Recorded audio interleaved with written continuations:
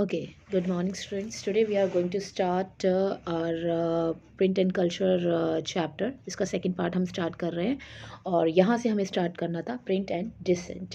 हम यहाँ पे बात करेंगे प्रिंट कल्चर की ही और उसके अगेंस्ट जो लोग उसका फ़ायदा उठा करके, या हम ये बोल सकते हैं जो लोग धर्म के विरुद्ध बातें कर रहे थे, हम उनकी बात करेंगे यहाँ पे। यहाँ पे हम ये बोलेंगे कि ऐसे बहुत सारे प्रिंटिंग कि आइडियाज़ वगैरह बुक्स वगैरह पढ़ने के बाद कुछ लोग ऐसे थे जिन्होंने इंटरप्रिटेशन करना शुरू कर दिया था रिलीजियस टेक्स्ट को, और उन्हीं में से एक नाम हम पढ़ेंगे 16th सेंचुरी में मिनैकियो हुआ करता था। एक मिलर था इटली का जिसने बुक्स को पढ़ना शुरू किया और अपनी ही लोकेलिटी में, एंड उसके बाद उसने बाइबल को अपने ही वर्ड्स में इंटरप्रेट किया। री इंटरप्रेट इट मीन्स अपने शब्दों में तोड़ मरोड़ करके उसको लिखना शुरू किया, उसको एंड देन छापना शुरू किया। और जिसको जब कैथोलिक चर्चेज़ ने देखा, हमें पता है कैथोलिक चर्चेज़ अपने आप में बहुत ही ऑर्थोडॉक्स हुआ करते थे, थोड़े से रिजिड हुआ करते थे। जब उनको ये चीज़ पता चली तो उन लोगों ने स्टार्ट कर दिया इनक्विजिशन। इनक्विजिशन यहाँ पे न्यू वर्ड्स में दे रखा हुआ है कि अगर किसी ने किसी के हेरेटिकल व्यूज़ हैं धर्म के विरुद्ध, तो यहाँ पे रोमन कैथोलिक कोर्ट्स उनको मतलब कि पकड़ती थी और उनको सज़ा सुनाती थी।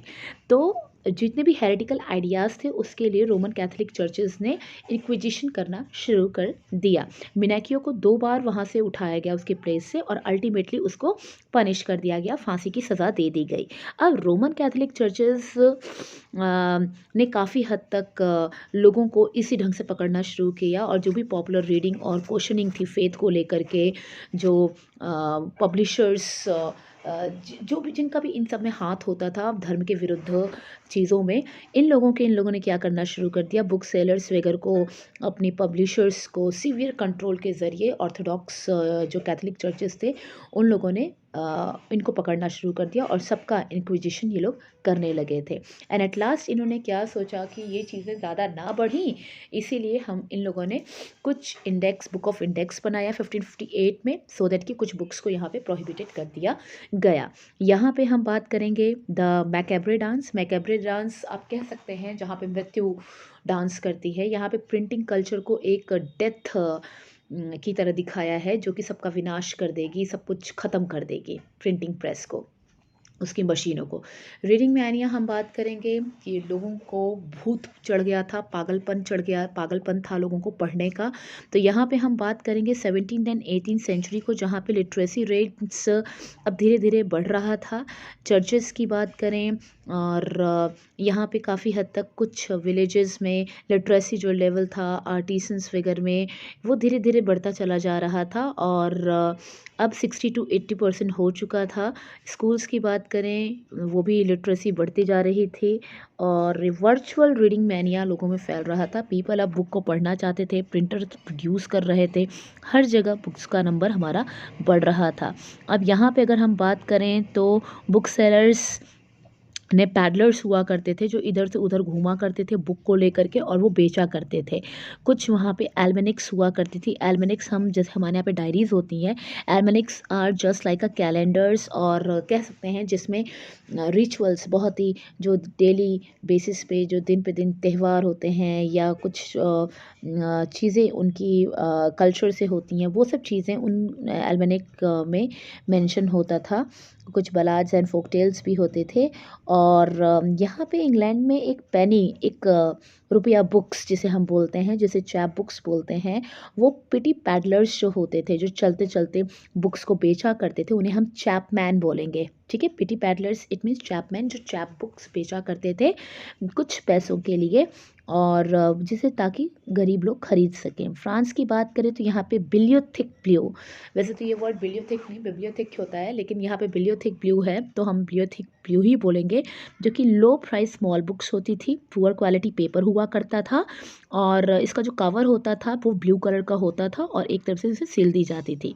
अब हम बात करेंगे, इसमें बड़े सारे टॉपिक्स होते थे, रोमांसेस होते थे, 4 to 6 पेजेस होते थे, हिस्ट्रीज़ होती थी, ठीक है? और बुक्स भी कई सारी साइज़ेज़ की होती थी और बड़े सारे पर्पस और बड़े सारे इंटरेस्ट हुआ करते थे बुक में। जो पिरियोडिकल प्रेसेस होती थी 18th सेंचुरी की अगर हम बात करें, तो उन्होंने करंट अफेयर्स, एंटरटेनमेंट, जर्नल्स, मतलब वॉर एंड ट्रेड से रिलेटेड चीज़ें, मतलब हर तरह की चीज़ों का डेवलपमेंट होने लगा इन बुक्स में, लोग पढ़ने लगे। साइंटिस्ट, फिलोसफर्स की बात करें, अब बहुत ज़्यादा एक्सेस होने लगे, कॉमन मैन उनको पढ़ने लगे थे। एंशिएंट और मिडेवियल साइंटिफिक टेक्स्ट को कंपाइल किया जाने लगा, पब्लिश किया जाने लगा और जो साइंटिफिक डायग्राम्स थे वो वाइडली प्रिंटेड होने लगे, लोग पढ़ते थे। इसाक न्यूटन की जो थ्योरी थी, इनकी जो डिस्कवरीज थी, वो काफ़ी हद तक साइंटिफिकली माइंडेड जो रीडर्स थे उन पे इम्पैक्ट डाल रही थी। जो बड़े बड़े थिंकर्स थे, चाहे वो थॉमस पेनी की बात करें, वोल्टेयर की बात करें, जीन जैकिस रूसो की बात करें, इन सबको हमने पढ़ लिया। हमारे लिए थॉमस पेनी अलग है, वोल्टेयर को भी हमने नहीं पढ़ा था, हमने सिर्फ जीन जैकिस रूसो को पढ़ा था फ्रेंच रेवोल्यूशन में 9th क्लास में, जिनका एक बुक हुआ करता था सोशल कॉन्ट्रैक्ट, ठीक है? तो इन लोगों की भी एक पॉपुलर लिटरेचर्स में इन लोगों का नाम शामिल हो रहा था। अब यहाँ पे हम टॉपिक पढ़ेंगे tremble therefore tyrant of the world. Tremble therefore tyrant of the world का मतलब ये होगा कि दुनिया के ज़ालिमों, ज़ालिमों का मतलब टायरेंट होता है, ज़ालिमों का मतलब यहाँ पे मोनार्क सिस्टम से लिया जाएगा, मतलब दुनिया के ज़ालिमों अब हिलोगे तुम, ये है हेडिंग का मतलब। Tremble therefore tyrant of the world, दुनिया के ज़ालिमों अब हिलोगे तुम। तो हिलाएगा इन्हें कौन? हिलाएगा मतलब इनको इनकी सत्ता से मिटाएगा कौन? Here we are talking about the printing culture, print machines की बात कर रहे हैं हम, न्यूज़पेपर्स की बात कर रहे हैं। तो यहाँ पे ये बोला कि बाय मिड 18th सेंचुरी काफ़ी हद तक जब बुक्स वगैरह स्प्रेड होने लगी, लोगों में एनलाइटमेंट लाने लगी, प्रकाश लाने लगी। प्रकाश मतलब असली का दिया नहीं, प्रकाश मतलब दिमाग से लोग बहुत ज़्यादा डेवलप्ड हो रहे थे। कईयों की सोच थी कि जो किताबें हैं वो दुनिया बदल सकती हैं, किताबें जो हैं वो दुनिया बदल सकती हैं, सोसाइटी को लिबरेट कर सकती हैं, राइट, मोनार्क सिस्टम से ख़त्म कर सकती हैं, उनके अत्याचार से हटा सकती हैं, ठीक है? और दुनिया में काफ़ी हद तक दुनिया में एक लोग इंटेलेक्ट रूल करेगा, मतलब दुनिया बदल जाएंगी तो लोग वहाँ पे जितने भी पढ़े लिखे हैं वो रूल करेंगे। लुइस सेबेस्टियन मर्सियर की बात करेंगे, 18th सेंचुरी के एक नॉवेलिस्ट हुआ करते थे और उन्होंने कुछ डिक्लेयर किया। क्या डिक्लेयर किया उन्होंने? उन्होंने ये डिक्लेयर किया कि जो प्रिंटिंग प्रेस है वो सबसे ताकतवर औजार है और इससे बन रही जो जनता है वो आंधी में पूरा मोनार्क सिस्टम उड़ा ले जाएगी। यहाँ पे उन्होंने ये बोला, ठीक है? The printing press is the most powerful engine of the progress and the public opinion is force that will sweep despotism away. इसका मतलब यही है कि प्रिंटिंग प्रेस का सबसे ताकतवर औजार है और इससे बन रही जो पब्लिक ओपिनियन है वो पब्लिक इतनी तगड़ी आंधी आएगी कि मोनार्क ख़त्म हो जाएगा, इसका मतलब ये है। फिर in many of the Mercier novel जो हीरोज़ थे वो हम बोलेंगे कि जो हीरो है वो हमेशा बुक पढ़ कर के बड़ा होता है, इस मर्सियर के नॉवल का अधिकतर हीरो, और बुक की दुनिया में खो जाता है और बुक की दुनिया में वो एनलाइटेड होगा और वो जो प्रिंटिंग जो प्रेस है वो इतना ज़्यादा रोशनी फैलाएगी और डेस्पोटिज्म को इतना ज़्यादा ख़त्म कर देगी कि लास्ट में मोनार्क के लोगों, मर्सियर का एक वर्ड है, मर्सियर जो प्रोक्लेम करते हैं कि tremble therefore tyrant of the world, tremble before the virtual writer. It means इसका ये है कि मोनार्क के लोगों, अब तुम्हारे कांपने का वक्त आ गया है, अब तुम्हारे डरने का वक्त आ गया है और जो जो भी लेखक हैं, जो भी बुक हैं, उनके आगे तुम सब हिल उठोगे, तुम सब भाग जाओगे, ये मतलब है। तो print culture and the French revolution की बात करते हैं। French revolution is not a new topic for you, हमें पता है फिलोसफर्स का कंट्रीब्यूशन था। ये क्वेश्चन अपने आप में इम्पॉर्टेंट हो जाता है कि write down the 3 type of argument have been usually put forward the French Revolution. तो यहाँ पे कुछ 3 आर्ग्यूमेंट की अगर हम बात करें तो पहला जो प्रिंट था वो पॉपुलराइज्ड हुआ एनलाइटमेंट जो थिंकर्स की जो आइडियाज़ थे वो लोगों तक पहुँचे और लोगों को एनलाइटन किया कलेक्टिवली। जैसे उनकी राइटिंग्स थी, उनकी कमेंट्री थी, ट्रेडिशंस को लेकर, सुपरस्टिशंस, अंधविश्वास को लेकर, डेस्पोटिज्म यानी क्रूअल रूल को लेकर के। और इनका कहना था कि भाई रूल ऑफ रीज़न होना चाहिए रादर दैन ऐसे ही रूल करते रहो। और इन्होंने डिमांड किया कि हर चीज़ को जज करना चाहिए through the particular reason. And इन्होंने जितनी भी चर्चेस की जो सैक्रेड अथॉरिटी थी उस पे धावा बोला, डेस्पोटिक पावर पे धावा बोला। और इन्होंने ये बोला कि सोशल ऑर्डर होना चाहिए, बेस्ड ऑन ट्रेडिशन होना चाहिए। और वॉल्टेयर हो गए, रूसो हो गए, उनकी जो राइटिंग्स थी वो वाइडली रीड की जा रही थी। और जो भी उनकी बुक पढ़ रहा था वो दुनिया को अलग आँखों से देख रहा था। अलग आँखों से मतलब कि अब वो जागरूक हो चुका था दुनिया को, क्रिटिकल क्वेश्चनिंग, मतलब हर चीज़ उसके दिमाग में क्वेश्चंस चल रहे थे जो भी वो उनकी बुक्स पढ़ रहा था। अब हम बात करेंगे सेकंड आर्ग्यूमेंट की, जहाँ पे प्रिंट कल्चर एक नए डायलॉग्स एंड डिबेट लाएगा, जहाँ पे लोग डायलॉग्स बोलते थे, जहाँ पे लोग डिबेट्स किया करते थे, क्योंकि लोगों को अब नॉलेज हो रही थी। तो उनको ये कहना था कि जितने भी इंस्टीट्यूशन हैं उनका री इवेल्युएशन होना चाहिए, ठीक है, जहाँ पे पब्लिक अवेयर हो जाए हर चीज़ के पावर को लेकर के।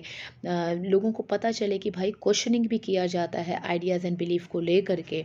और इस ढंग से जो सोशल रिवॉल्यूशन था वो काफ़ी हद तक आने लगा। थर्ड हम बात करेंगे कि लिटरेचर उस वक्त 1780 तक आउटपोर होने लगी थी। मॉकिंगली लोग रॉयल्टी और मॉरालिटी को क्रिटिसाइज़ करने लगे थे। उस वक्त जो मोनार्क सिस्टम था उसकी मजाक उड़ा रहे थे और बड़े सारे क्वेश्चन रेज कर रहे थे एग्जिस्टिंग सोशल ऑर्डर को लेकर के। कार्टून्स हो गए और कैरिकेचर्स जो कार्टून बनाए जाते हैं, हम उनकी बात करें तो सटायर वे में लोग मोनार्क को हमेशा मजाक के ज़रिए लोग ट्रीट कर रहे थे। और कॉमन पीपल काफ़ी हद तक हार्डशिप फेस कर रहा था। और लिटरेचर जब सर्कुलेट होने लगा इन लोगों में तो काफ़ी हद तक लोगों के सेंटिमेंट्स हॉस्टाइल हो गए, एग्रेसिव हो गए, क्रोध में हो गए। अब अगर हम बात करें कि ये सब आर्ग्यूमेंट हमें कैसे दिखते हैं तो there can be no doubt that print help the spread of idea. इसमें कोई शक नहीं है, प्रिंट ने क्या किया, इन आर्ग्यूमेंट को, आइडियाज़ को बढ़ाया।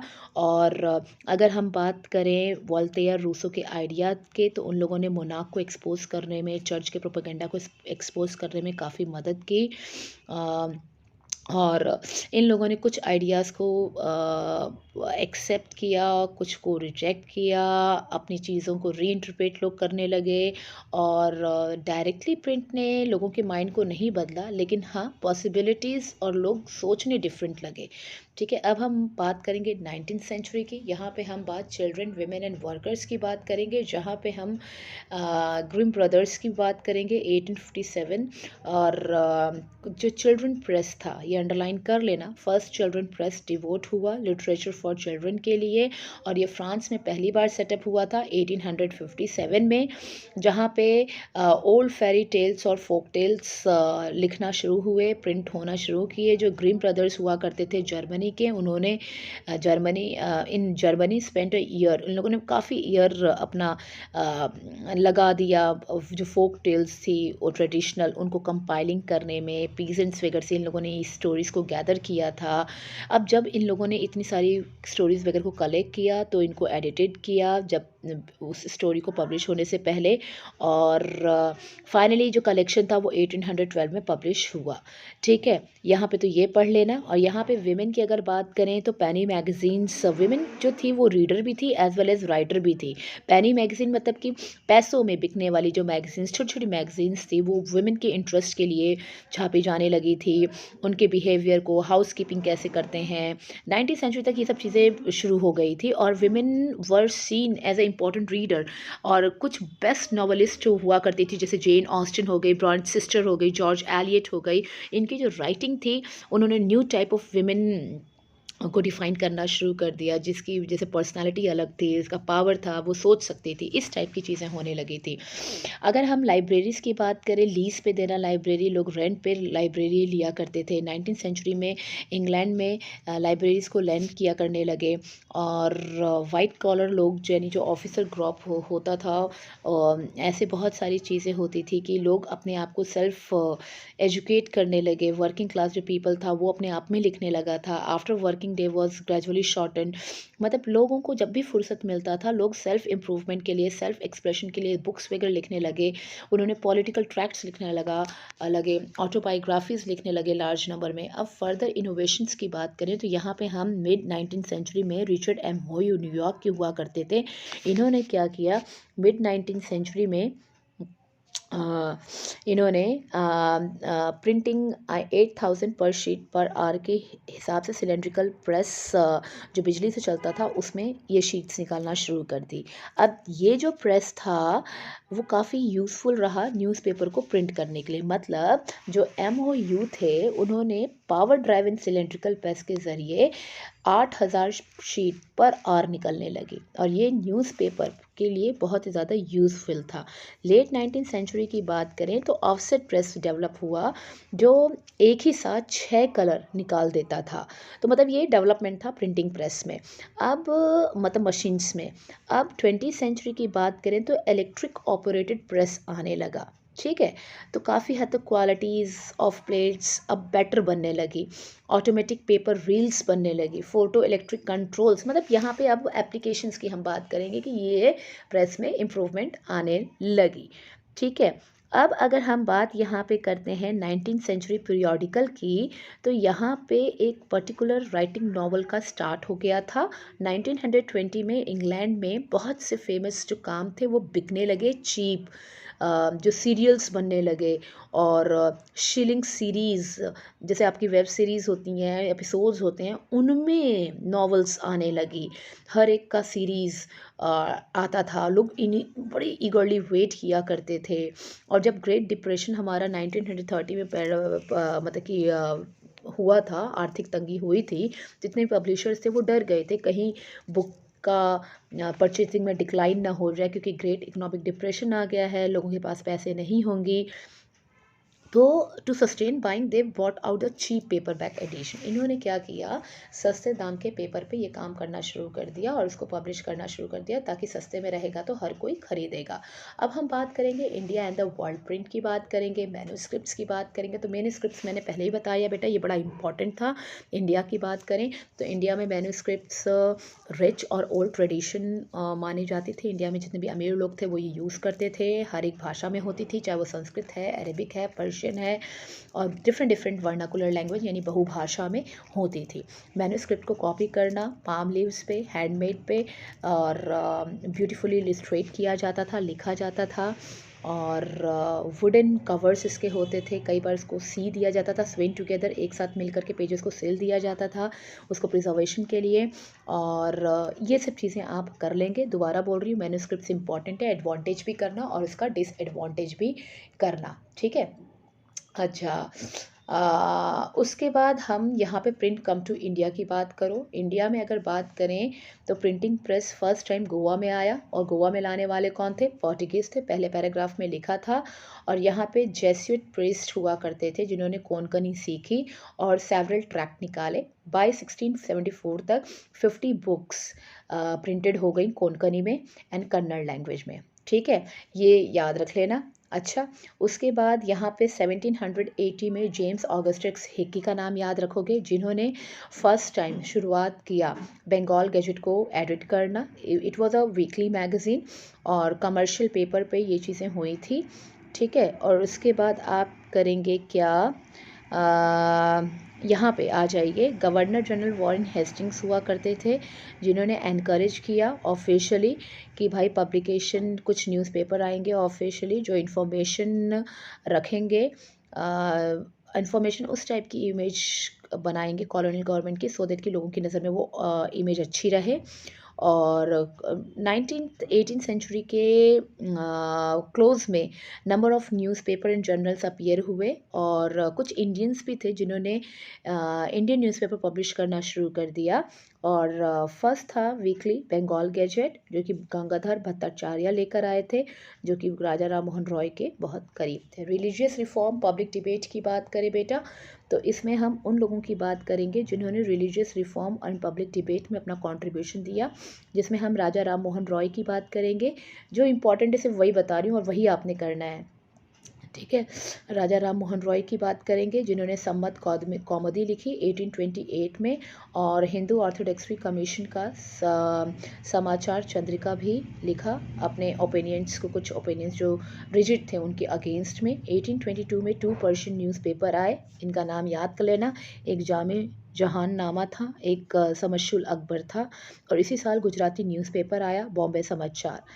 नॉर्थ इंडिया के उलेमा की बात करें, उलेमा मतलब लीगल स्कॉलर हुआ करते थे मुस्लिम रिलीजन के और इस्लामिक लॉ को देखा करते थे, उलेमास बोले जाते हैं। इनका डर था कि कहीं कॉलोनियल रूलर्स ये जो एनकरेज है कन्वर्शन का वो बढ़ा ना दें और ये मुस्लिम पर्सनल लॉ को कहीं चेंज ना कर दिया जाए। इनको अपने धर्म की ही चिंता थी, दुनियादारी से कोई मतलब नहीं था, ठीक है। तो उन्होंने अपने होली स्क्रिप्चर्स को उर्दू में translation publish, Persian and Urdu translation शुरू कर दिया होली स्क्रिप्चर्स को, और रिलीजियस न्यूज़पेपर वगैरह स्टार्ट कर दिया। देवबंदी सेमिनार री को 1867 में फाउंडेड किया गया, और बहुत सारे फतवाज जारी किए। फतवा it means a legal actions against the people जो कि इस्लाम के अगेंस्ट जाएँ, उसको फतवा बोलते हैं। तो 1000 of fatwas telling Muslim readers how to conduct themself, मतलब आपको कैसे कंडक्ट करना चाहिए, इस ढंग का फतवा जारी किया गया सो दैट कि हर कोई इसको फॉलो करे, ठीक है। ये कर लेना। उसके बाद हिंदूज़ की बात करें तो इनको भी एनकरेज किया गया कि भाई रिलीजियस टेक्स्ट पढ़ो। रामचरितमानस तुलसीदास की बात करते हैं, उनको बोला गया कि भाई ये आप पढ़ो। 1880 की बात करें तो नवल किशोर प्रेस लखनऊ में और श्री वेंकटेश्वर प्रेस बॉम्बे की बात करें, उन्होंने numerous religious text vernacular languages में निकाले सो दैट कि हर कोई इसे पढ़ सके, large group of illiterate man and women तक ये जा सके, ठीक है। अच्छा खासा रिलीजियस टेक्स्ट का फैल रहा था अच्छे खासे लोगों में, ठीक है। न्यूज़पेपर्स जो थे वो कन्वे हो रहे थे from one place to another. कुल मिलाकर के इंडिया एकजुट हो रहा था। न्यू फॉर्म्स ऑफ पब्लिकेशंस की बात करें तो भाई यहाँ पे हम राजा रवि वर्मा की पेंटिंग की बात करेंगे। अब इनकी इमेजेस छप रही थी मास सर्कुलेशन में।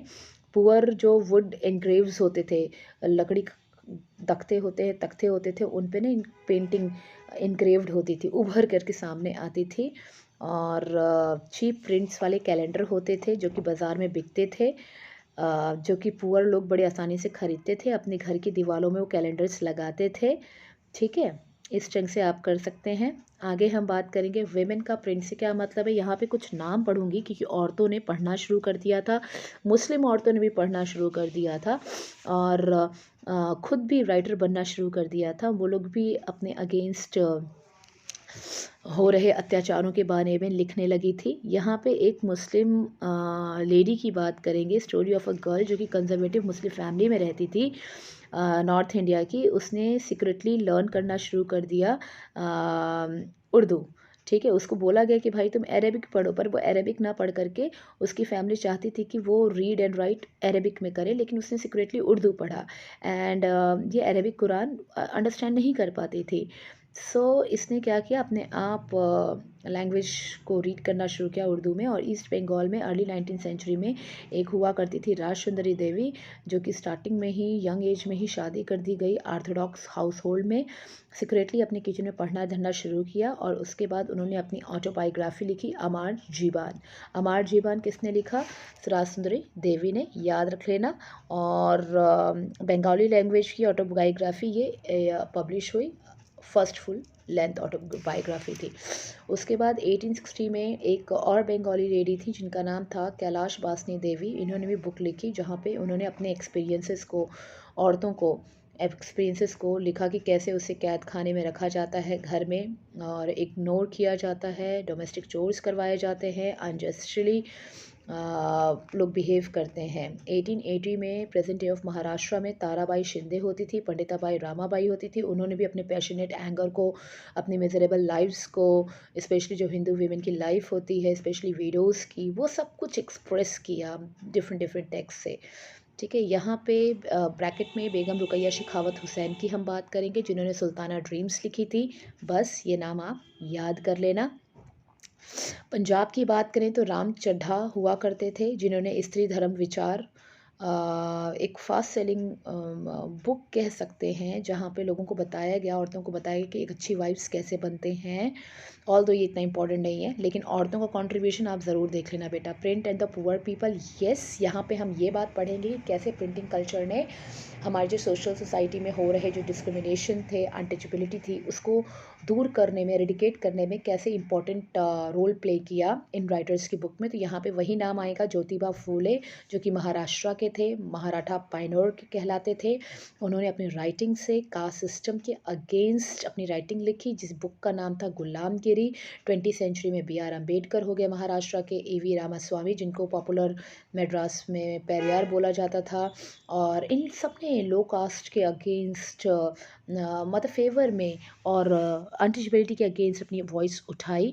और काशी बाबा कानपुर मिल वर्कर हुआ करते थे, उन्होंने पब्लिश किया छोटे और बड़े का सवाल 1938 में। और उन्होंने भी ये जस्ट लिंक दिखाया कास्ट और क्लास एक्सप्लॉयटेशन कैसे किया जाता है। और उसके बाद काफ़ी हद तक 35-55 में हम एक बुक ऑफ कलेक्शन आई, जिसका नाम था सच्ची कविताएं। और ये जो चीज़ें थी, बेंगलोर में जो कॉटन मिल वर्कर्स थे, उन्होंने लाइब्रेरीज़ को सेटअप किया, अपने आप को एजुकेट किया। और ये सब चीज़ें हम देख सकते हैं बॉम्बे वर्कर्स की। और कुल मिला करके फिर बारी आएगी प्रिंट एंड सेंसरशिप की। अब सेंसरशिप क्यों होगा? क्योंकि ब्रिटिशर्स के अगेंस्ट बहुत सारी चीज़ें लिखी जा रही थी। और 1820 तक कलकत्ता सुप्रीम कोर्ट ने पास किया कुछ रेगुलेशन, सो दैट कि प्रेस की फ्रीडम को कंट्रोल किया जा सके। कंपनी ने बिगिन कर दिया पब्लिकेशन ऑफ न्यूज़पेपर को, जो कि ब्रिटिश रूल को सेलिब्रेट कर सके। इन 1835 इन लोगों ने urgent petition editor of English और वर्नाकुलर जो न्यूज़पेपर्स थे, उन लोगों ने कुछ चीज़ें बोली, जिसकी वजह से एक जो थॉमस मैकाले थे, एक जो लिबरल कॉलोनियल ऑफिशियल हुआ करते थे, उन्होंने रिन्यू रूल्स और लागू किए, सो दैट कि फ्रीडम को हम स्टॉप कर सकें।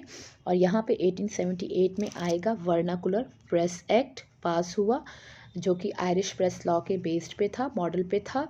और जिसके अकॉर्डिंग ये बोल दिया गया कि बिना कोई भी न्यूज़पेपर वर्नाकुलर लैंग्वेज में छपेगा ही नहीं, किसी भी हिंदी, किसी भी इंडियन लैंग्वेज में छपेगा नहीं। और अगर छपता है तो हमारी परमिशन होगी। अब ऐसा क्यों किया गया? सो दैट कि इंडियंस जो चीज़ें छाप रहे थे, उससे ब्रिटिशर्स की इमेज ख़राब हो रही थी। और वो नहीं चाहते थे कि हमारी इमेज ख़राब हो और लोग इंस्टिगेट हो जाएं, भड़क जाएं। और इतना रिप्रेसिव मेजर के बावजूद भी nationalist newspaper number of parts में छपा जा रहा था। और हम ये बोल सकते हैं, बाल गंगाधर तिलक की बात करें तो उनके साथ एक ग्रेट सिंपैथी हुई। उनकी खुद का जो न्यूज़पेपर था केसरी, इसे छापा गया था। और इम्प्रिजनमेंट हुआ उनको 1908 में, क्योंकि इन लोगों का ये कहना था कि भाई ये भी न्यूज़पेपर ऐसा न्यूज़पेपर है जो इंडियंस को प्रोवोक करता है, इंस्टिगेट करता है। ठीक है, और इसके अगेंस्ट, इनके अरेस्टेशन के अगेंस्ट काफ़ी वाइड स्प्रेड प्रोटेस्ट हुआ ऑल ओवर इंडिया। तो यहाँ पे बेटा हमारा ये चैप्टर होता है complete. Next important questions of histories हम करेंगे नेक्स्ट लेक्चर में। Thank you.